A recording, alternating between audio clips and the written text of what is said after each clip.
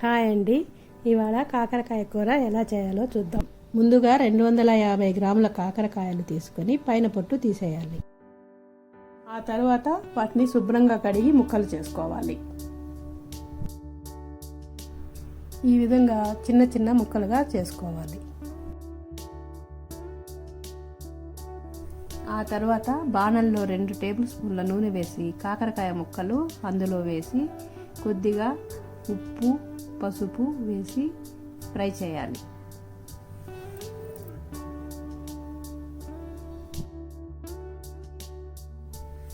ఈలోగా ఒక గిన్నెలో 40 గ్రాముల చింతపండు నానబెట్టి గుజ్జు తీసుకోవాలి. కాకరకాయలు బాగా మగ్గిన తర్వాత వేరొక గిన్నెలోకి మార్చుకోవాలి. తర్వాత అదే నూనెలో ఆవాలు, జీలకర్ర, ఉద్దిపప్పు, మెంతులు వేసి బాగా ఫ్రై చేసుకోవాలి.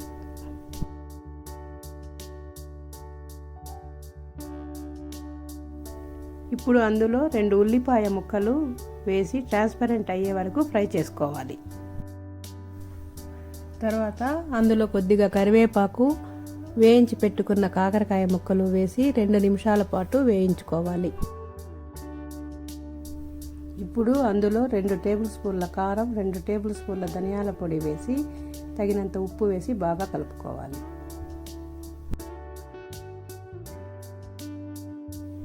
ఇప్పుడు ముందుగా కలిపి ఉంచుకున్న చింతపండు రసం పోసి తగినన్ని నీళ్లు పోసి బాగా కలుపుకోవాలి.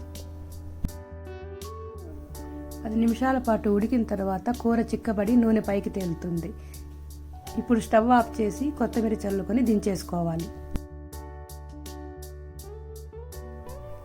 అంతేనండి, ఇది వేడి వేడి అన్నానికి, రాగి ముద్దకి బాగుంటుంది.